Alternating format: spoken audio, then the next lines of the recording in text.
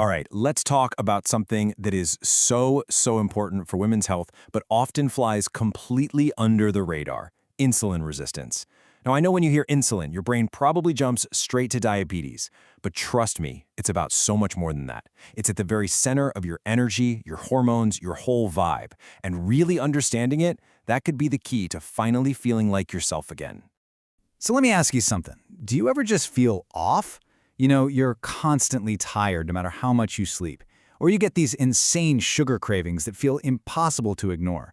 Maybe you're struggling with weight that just won't budge, especially around your middle. If any of that sounds familiar, you are definitely not alone. And just how not alone are you? Well, the numbers are kind of staggering.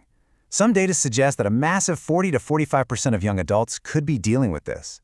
And we're not just talking about older folks here. This is hitting people younger and younger, even teenagers and kids.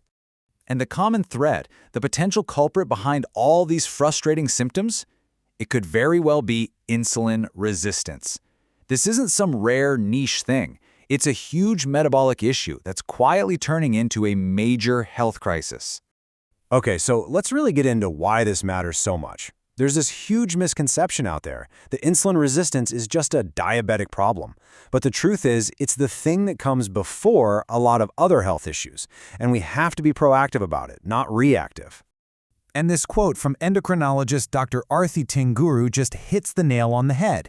We can't wait around for a pre-diabetes diagnosis. By the time you get that label, the root problem, the insulin resistance, has been brewing for a long time.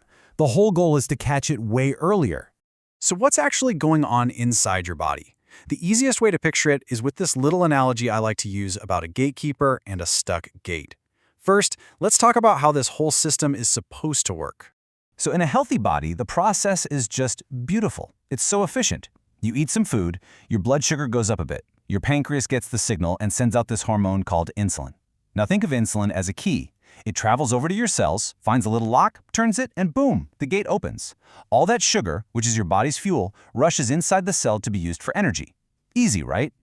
But with insulin resistance, that gate gets all mucked up. The lock gets rusty, basically.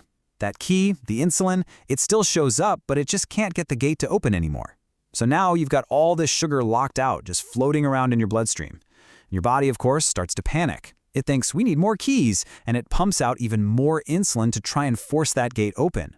This kicks off a really vicious cycle of having both high blood sugar and high insulin, which just makes everything worse. And here is the absolute most important thing to understand. This isn't just a blood sugar problem. That one little stuck gate is like the first domino to fall. It sets off this huge chain reaction of hormonal and inflammatory problems all throughout your body. It's all connected. And this is what that domino effect looks like in real life. Those super high insulin levels can lead to serious hormonal imbalances, like PCOS. It can mess with fertility, making it harder to get pregnant, and even raise the risk of miscarriage. It's a huge driver of that stubborn weight gain around the middle. It can wreck your cholesterol, raise your risk for heart disease, and even hijack your mood and appetite signals. It's a big deal. This is exactly why Dr. Natalie Crawford calls it a huge red flag. It's your body basically screaming at you, saying, hey, something down at the cellular level is not working right. It's a warning sign we really need to pay attention to before it turns into something worse. Okay, so you're probably thinking, if this is so common and so serious, how in the world do I know if I have it? Well, the great thing is, we can move past just guessing based on symptoms and actually look at some hard data with a few simple lab tests. And listen up, because this is some super important, actionable info for you. Because this whole problem is showing up in younger and younger people, the official medical guidelines actually changed recently. It's now recommended that all adults start getting their hemoglobin A1C checked every year starting at age 35 or even sooner if you have risk factors. So when you get those lab results, what are you even looking at? Let's break it down. Your A1C is basically an average of your blood sugar over the last 3 months. Anything under 5.7% is considered normal.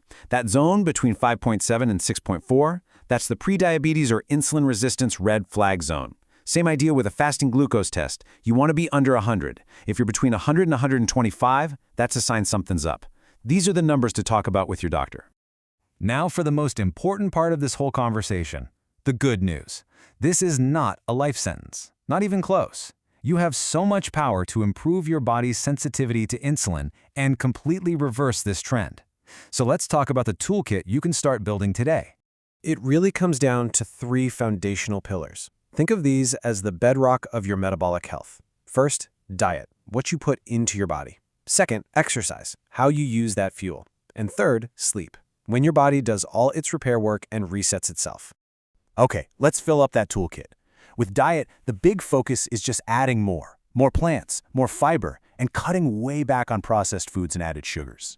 For exercise, any movement is good, but resistance training is the superstar here.